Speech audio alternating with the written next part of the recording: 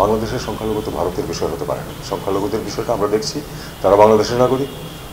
আমার যতটুকু অধিকার আছে তাদের প্রত্যেকের ঠিক ততটুকু অধিকার আছে এই দেশের উপরে।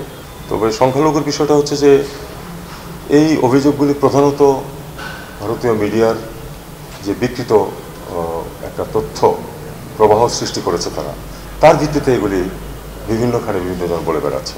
আর তার থেকে বড় কথা হলো যে সংখ্যালঘু, বাংলাদেশের সংখ্যালঘু তো ভারতের বিষয় হতে পারে না। বাংলাদেশের সংখ্যালঘু বাংলাদেশ বিষয়, যেমন ভারতের সংখ্যালঘু কীরকম ট্রিটমেন্ট করা হচ্ছে সেটা ভারতের বিষয়।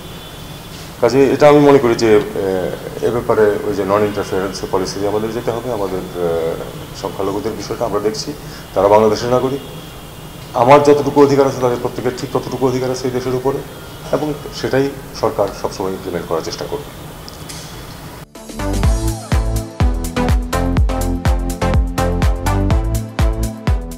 ইউক্রেনের যুদ্ধে যে যারা যাচ্ছে, আসলে কেউই কিন্তু এখানে ইউক্রেনের যুদ্ধে যাচ্ছে বলে কেউ যাচ্ছে না বাংলাদেশ থেকে।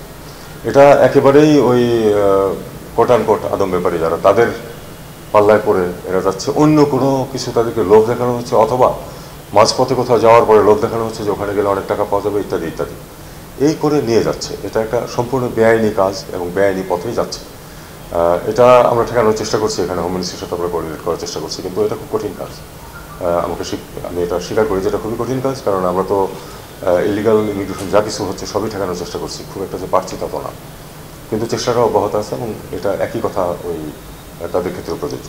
তারা যদি যেমন রাশিয়ানরা এমনও বোধহয় প্রতিজ্ঞা তাদেরকে করেছে, তাদেরকে রাশিয়ান নাগরিকত্ব দিয়ে দেবে যদি তারা যুদ্ধ করে। এমন যদি হয় যে সে ইতিমধ্যে নাগরিকত্ব নিয়েছে এবং সেখানে আছে, যুদ্ধ করতেছে রাশিয়ার হয়ে, রাশিয়া তো তখন তাকে ফেরত নাও দিতে পারে। তারপরে আরেকটা বিষয় হচ্ছে যে তাদের এক্সাক্ট অবস্থান এবং সব কিছু লিগালি পাসপোর্ট নাম্বার সহ পেলে তারপরে আমরা হয়তো চেষ্টা করতে পারি, অন্তত চিঠি লিখতে পারি রাশিয়ানদের কাছে।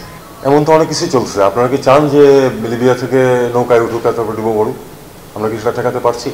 আমরা তো ঐকান্তিক চেষ্টা করছি সেটা ঠেকানো, কিন্তু পারা তো যাচ্ছে না। একইভাবে এই জিনিসগুলো হচ্ছে।